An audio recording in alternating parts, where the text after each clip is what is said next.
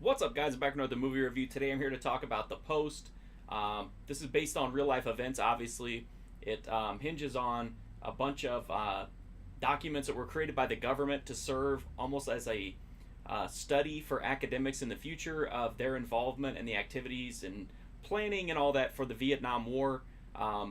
It's obviously heavily classified, and one of the people who had access to it was reading it and was shocked and appalled by some of the things that were in there when they learned that, like, the Americans knew that they couldn't win very early on in the war, yet kept pushing forward through four different presidents and, a lot of cover up.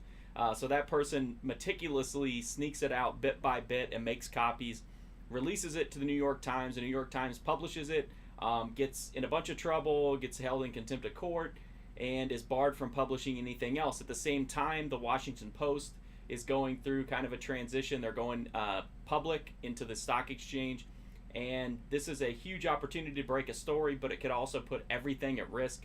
The entire paper, the freedom of some of the people at the paper. I mean, they could be jailed if they run it, and that's kind of what the movie centers on. Obviously, if you know the real life events, you know how it turned out.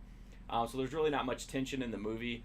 I feel like this is a movie that it's well made in every respect. You got Steven Spielberg directing. You've got Tom Hanks, Meryl Streep, Bob Odenkirk, Bruce Greenwood, David Cross, Sarah Paulson. Just this incredible cast, and they're telling just a very simple, basic drama. And I really feel like this is almost like overkill, if that makes sense. Like, this feels in a lot of ways like it's a made-for-TV movie. The acting is good. Everything in this is good. On a technical level, this movie is superb. But it just doesn't have any heart. It doesn't have emotion. It doesn't honestly even feel like there are stakes. Like, literally, the people in this movie are talking about losing fortunes and losing family companies that have been around for generations, and there's no emotion. There's very little reaction. Everyone feels very detached. To me, it felt like just a really bland milquetoast movie about self-important white people doing self-important white people things.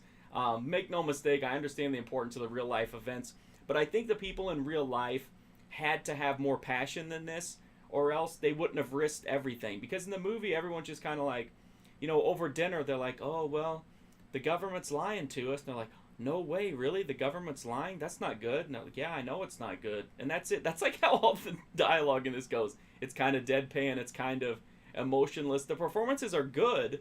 They're just not memorable. Like, nothing about this movie to me is memorable. It's very well made. I don't have any real issues with it other than the fact that it's kind of lifeless. But I don't ever want to see it again, and I don't care about it. It was just, I mean, it wasn't boring, but it was just like, with so much at stake, and everyone is just like so chill about everything, it's like, it really makes it seem like there's really nothing at stake, which couldn't be further from the real life events.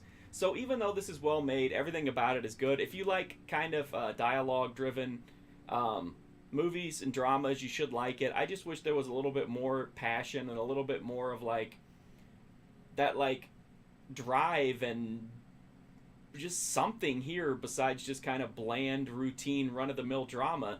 But when you have this good of a cast and Steven Spielberg directing a run-of-the-mill drama, that run-of-the-mill is still pretty solid. But I can't recommend it. I didn't like it. I felt like it was a made-for-TV movie, and even though everything was in the right places, it just didn't come together like I expected it to. I expected it to be like a moonshot home run with this kind of simple concept and all this talent involved. And it's just like a solid double, pretty much, honestly, is what it feels like to me. I know a lot of people disagree. It was very acclaimed, but that's my take on it. If you want to read a full write-up of The Post, you can at my website, markfusion.com. I'm also on Instagram, Twitter, Twitch. I'm on Letterboxd now. You can also go to my Patreon, get exclusive content there, and all the money from Patreon goes directly to acquiring new movies to review here, so it's all the money goes to content. But the best way you can support me, like I always say, is just to hit that sub button. Free, easy, direct, and it helps me to gauge my progress and to continue to make content and watch self-important white people do self-important white people things. Which maybe I'm a self-important white person doing self-important white people things, but I don't think so. I don't take myself as seriously as these characters in this movie do. Anyway, I appreciate you watching this review. I hope you liked it. If you loved The Post, I can see why you might like it. It just wasn't for me. Thanks for watching this video, though. I do greatly appreciate it. Hopefully I'll see you guys soon.